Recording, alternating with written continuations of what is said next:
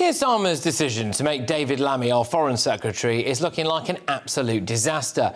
Many people in Britain already felt Lammy was a complete laughingstock, whether it was for this gaffe. If it feels like neighbourhood policing has vanished, it's not around you. We haven't seen a police while I've been here, and I've been here for a little while now. Or there was this performance on Mastermind. Who acceded to the English throne at the age of 9 on the death of his father Henry VIII in 1547? Henry VII. Edward VI. He's never been one for general knowledge. When Lammy was asked if replacing Boris Johnson was a good idea during the Ukraine conflict, he reportedly said Churchill replaced Chamberlain just days before the Second World War, Lloyd George replaced Asquith weeks into the Somme, and Anthony Eden lost his job during the Suez Crisis. But unfortunately for our Foreign Secretary, all three of those historical facts are wrong. There was the time that he thought the BBC was racist for asking if the smoke coming from the chimney of the Sistine Chapel as the world awaited news on the selection of a new pope would be black or white. He said, "This tweet from the BBC is crass and unnecessary. Do we really need silly innuendo about the race of the next pope?" But silly gaffes aside, he also tends to put his foot in it politically too. There was the time he slammed the then US President Donald Trump, saying Trump is not only a woman-hating, neo-Nazi sympathising sociopath, he is also a profound threat to the international order that has been the foundation of Western progress for so long. Well, that might make it a little bit tricky for Britain to work with Trump if he becomes the next president. David Lammy also has form for calling people Nazis. By implication, you're comparing the ERG to the Nazi Party, or at least to the South African racists. Now, whatever you think about the ERG, that was an unacceptable comparison, wasn't it? Andrew, I would say that wasn't strong enough. Yeah. And he backed calls for Israeli leader Benjamin Netanyahu to be arrested if he ever sets foot in Britain, which was a bit silly, given that Israel is a major ally in that region. And it also meant that when David Lammy took it upon himself to go and sort out the Middle East single-handedly, he got this reception from the Israeli Premier. Yeah, that's right, he totally snubbed him. Totally snubbed him. Israel is now snubbing Britain because of David Lammy. In another epic fail, Mr. Lammy is apparently wearing a badge supporting Israeli hostages being held by Hamas. That was when he was in Israel. And then he took that badge off to go and meet the Palestinian leader, presumably thinking no one would notice, apart from the fact that we all did. Although he probably learnt that from his boss. Sir Keir Starmer was criticised for taking his poppy off when talking to the Muslim community not that long ago.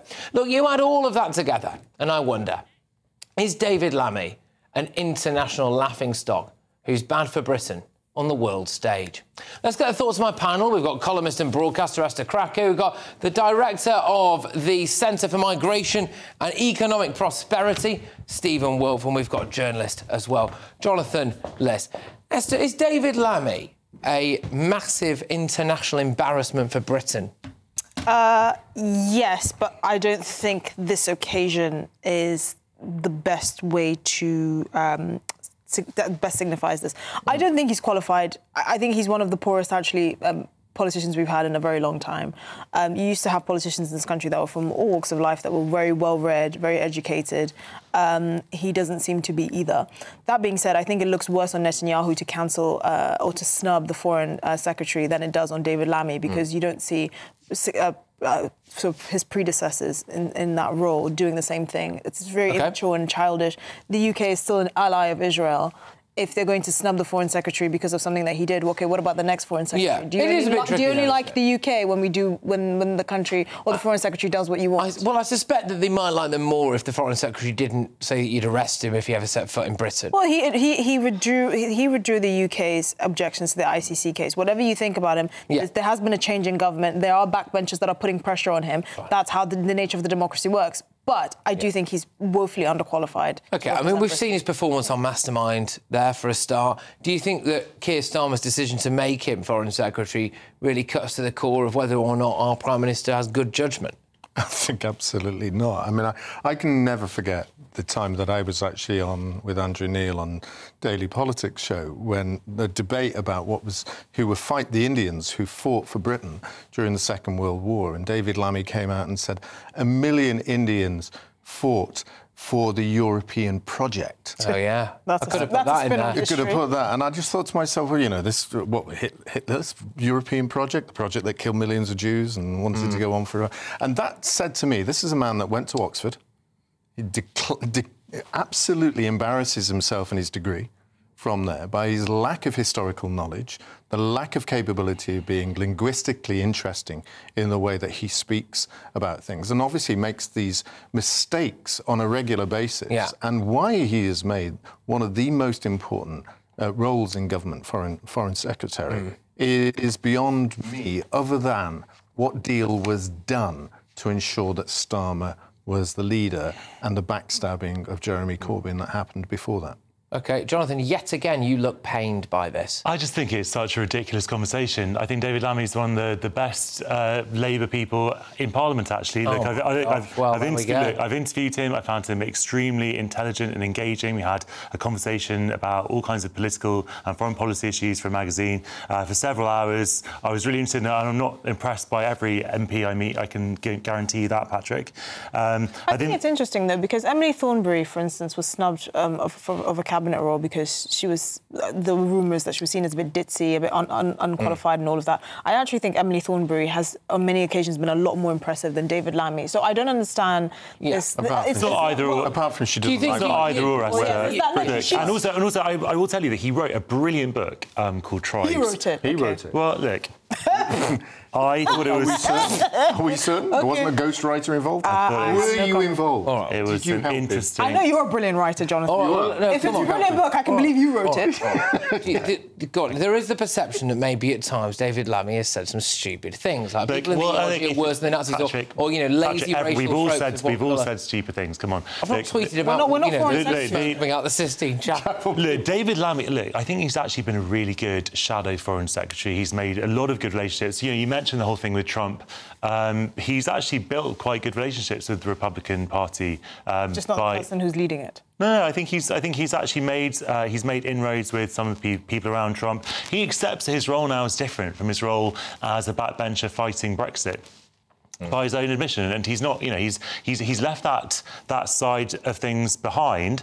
And you know, when it comes to the issue that we're talking about right now, when he said he's single-handedly taking it upon himself to solve the Middle East, I mean it's just nonsense. It's not true. He went with the French foreign minister. Obviously, you know, no foreign secretary just arrives in a foreign country uninvited. That's simply not what happens. He went. He met the Israeli foreign minister.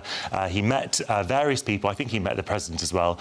Netanyahu is facing indictment by the ICC. Britain is signed up to the ICC. When you make it out as though the UK government is going to go out of its way to arrest him if he comes on UK soil, the UK as a signatory is compelled to because of the ICC. We can ignore, yet again, we could ignore that. No, we couldn't. Yes, we can. We obviously can ignore it. There's no need for us to do that. What is the point of being signed up to... Maybe having an ally in the Middle East. Come on. If you're signed up to it, then you're signed up to it. Follow international law when it benefits our allies. But we are. I would be fascinated to see what happens if Trump wins. Yes. In November. Well, because that's the same as what happens when Biden's president. Can I just ask this? To not insult a future president. Do we think that the world takes that man seriously? Because there are so many people in this country who do not take David Lammy seriously for a variety of different reasons. So do we really think that the rest of the world does? No, I think actually a lot of people are looking at Britain as a walkover state. No. I think they're looking at it as the easy meat, being able to accept everything that we do. Macron's having a whale of a time with them at the moment. He can do whatever he likes over the immigration issues, and we'll just do it and accept it, because that's what Europe says. I think the reason why people don't take him seriously is because he shows a distinct lack of wisdom. It shouldn't be said to you that one day you may be foreign secretary or one day you might have to deal with Trump to not tweet something like that. It doesn't matter who it is. It could have been anyone. It could have been about Trudeau. And that's the issue. It's because of the way he conducts himself. You command respect by your behaviour, it's not given to you. You earn it. I've not heard...